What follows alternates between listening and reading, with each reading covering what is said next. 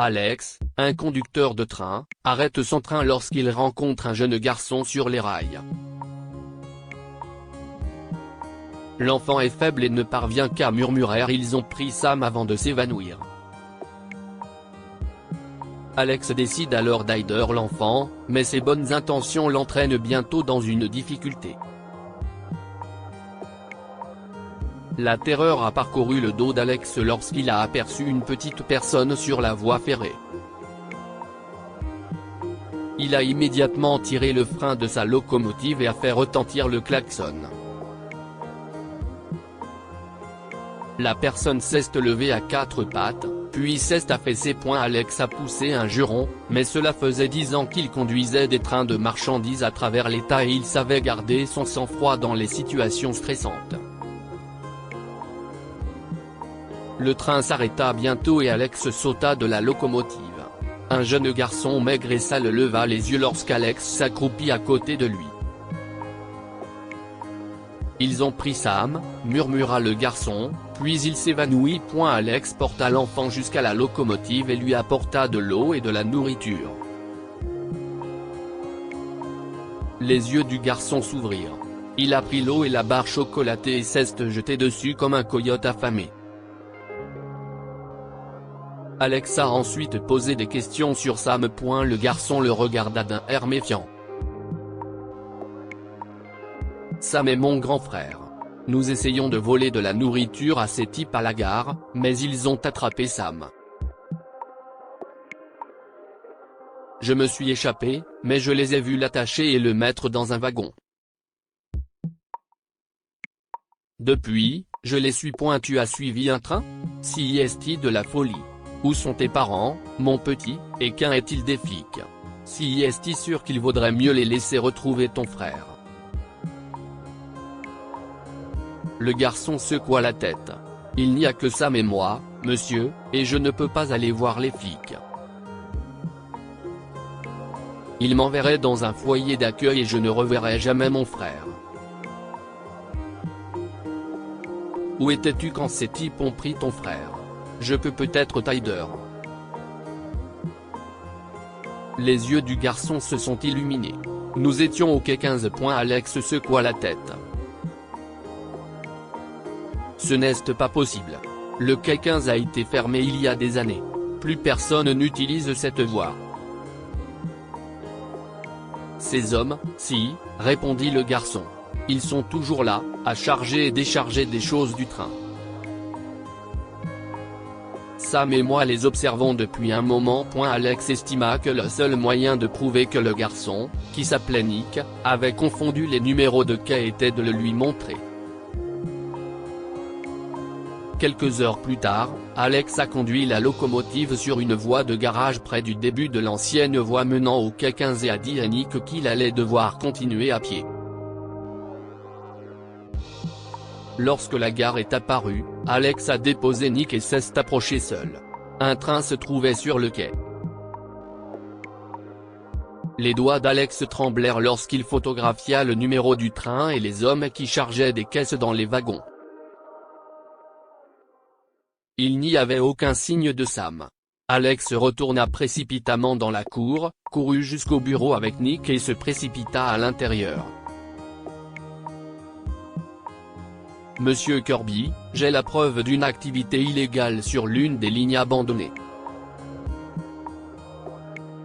Monsieur Kirby, son patron, fronça les sourcils pendant qu'Alex lui racontait tout et lui montrait les preuves.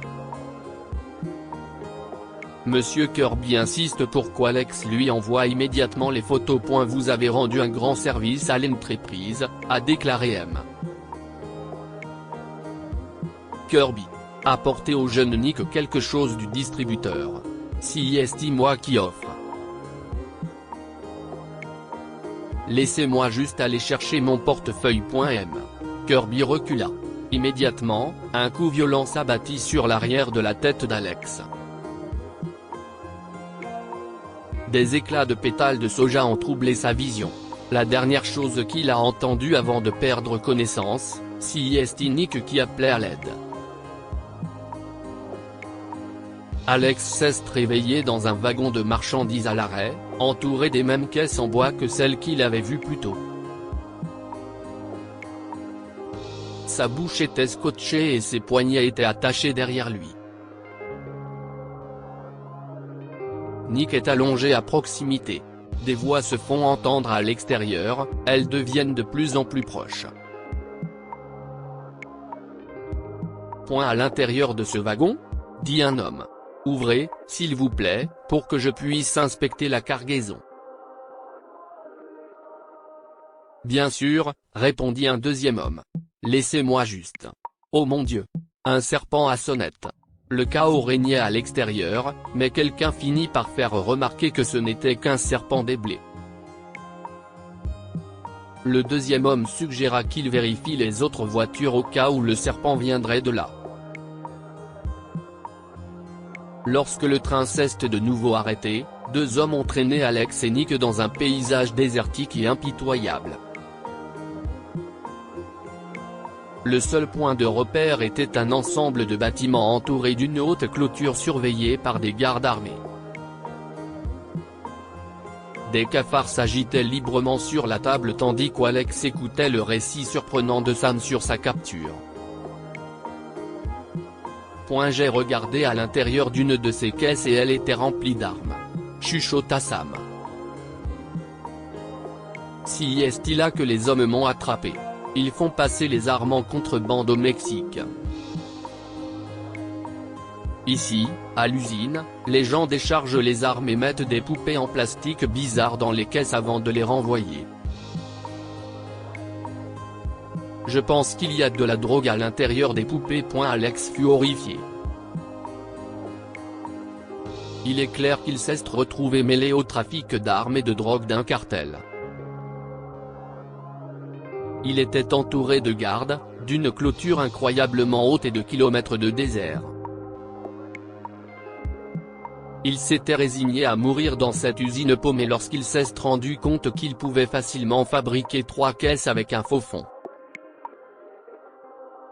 Au cours des jours suivants, Alex a furtivement rassemblé du bois supplémentaire et a commencé à fabriquer des faux fonds pour 3 des caisses les plus longues et les plus profondes qu'il était chargé de réparer. Il avait presque terminé lorsqu'une femme s'est approchée de lui un matin. Je vais informer les gardes de votre plan d'évasion, à moins que vous ne fassiez exactement ce que je vous dis, Entienne ? Chuchota-t-elle. Tu vas faire une de ces boîtes pour moi, et je viendrai avec toi quand tu t'échapperas. Marché conclu ? Alex a dû accepter, même si sa demande allait retarder leur évasion. Il a terminé de fabriquer un faux fond pour la 3e caisse à la mi-journée et a immédiatement commencé à travailler sur la suivante. Quelques jours plus tard, Alex, Nick, Sam et la femme, Camilla, se sont éclipsés lorsque tous les autres ont quitté l'usine pour aller dîner. Ils se sont chacun serrés dans l'une des caisses qu'Alex avait modifiées. Ils étaient insupportablement à l'étroit. Finalement, Alex a senti qu'on soulevait sa caisse et qu'on la laissait tomber brutalement. Des larmes de soulagement coulèrent sur ses joues lorsqu'il entendit et sentit la familiarité apaisante d'être dans un train. Une fois qu'Alex s'est assuré qu'il n'y avait pas de garde à proximité, il est sorti. Les éclats de lune à travers les parois du wagon ont fourni juste assez de lumière pour qu'Alex puisse localiser l'une des autres caisses. Camilla s'est glissée à l'intérieur. Sam est sorti lorsqu'il a trouvé et ouvert la caisse suivante. Ensemble, ils ont cherché la dernière caisse. Au fur et à mesure que le temps passait, leur recherche devenait de plus en plus désespérée. Alex frappait sur les caisses en les examinant toutes, mais finalement, Sam et lui ont été forcés d'admettre que la caisse de Nick n'était pas là. Il a dû être laissé derrière, dit Alex. Ce wagon est plein, alors ils ont probablement laissé des caisses dans la zone de chargement pour attendre la prochaine cargaison. On ne peut pas le laisser là-bas, s'écria Sam, écrasé dans cette boîte, tout seul. Les gardes lui tireront dessus s'ils le trouvent. Je sais, répondit Alex. Il faut qu'on y retourne. Camilla s'assit sur une des caisses et croisa les bras. Maintenant que je suis libre, je ne peux pas prendre le risque de me faire capturer à nouveau par ces gens. Alors ne le fais pas, répliqua Sam. Nous n'avons pas besoin de ton aide de toute façon. Alex se dirigea vers la porte. Il l'ouvrit avec précaution, mais le souffle du vent le fit vaciller. La pleine lune rendait le sable du désert d'un blanc immaculé tandis que le train roulait à toute allure sur les rails. Le paysage semblait aride et vide jusqu'à ce qu'Alex aperçoive les lumières d'une ville qui scintillait au loin. Il va falloir sauter, Sam, s'écria Alex en faisant un geste vers le garçon. Le sable devrait adoucir un peu l'atterrissage, mais tu dois rouler quand tu atterris. Tu peux le faire ? La réponse de Sam a été de faire un saut en courant à travers les portes ouvertes du wagon. Alex jura, puis sauta à la suite du garçon. La terre a tremblé sous ses pieds lorsqu'il a atterri, et un choc violent a secoué ses os. Puis il roula sur le sable rugueux, se laissant porter par son élan jusqu'à ce qu'il s'arrête. Le duo se mit en route à travers le désert, guidé par les lumières de la ville. La pleine lune s'était élevée au milieu du ciel lorsqu'ils l'atteignirent. Le temps leur est compté. Alex s'engouffra dans la station-service située sur la route principale. Alex n'a pas compris la majeure partie de la réponse de l'homme, mais il a regardé avec impatience le caissier sortir son téléphone et passer un appel. Peu après, une voiture de police s'est arrêtée devant la station-service. Alex a tout raconté à la police à propos de l'usine dans le désert, de la façon dont il s'y était rendu et de la malchance de Nick d'avoir été laissé derrière.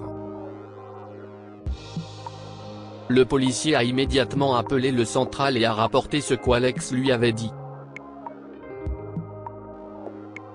Il a ensuite insisté pour qu'Alex et Sam viennent avec lui au poste de police. Vous serez tous les deux plus en sécurité là-bas, a déclaré l'officier. Nous sommes en train de constituer une équipe pour prendre d'assaut cette usine où vous avez été détenu. Nous avons déjà prévenu le contrôle des frontières pour qu'ils retiennent et fouillent ce train. Alex et Sam faisaient les 100 pas dans la pièce vide du poste de police où l'officier les avait laissés. Tous deux s'inquiétaient pour Nick et craignaient que leur aide de la police n'ait terriblement mal tourné. Finalement, la porte s'est ouverte. Alex et Sam se sont précipités vers l'avant lorsque Nick est entré dans la pièce avec l'un des policiers. Alex sourit en regardant les deux frères se serrer dans les bras. « Merci, monsieur l'agent », dit-il.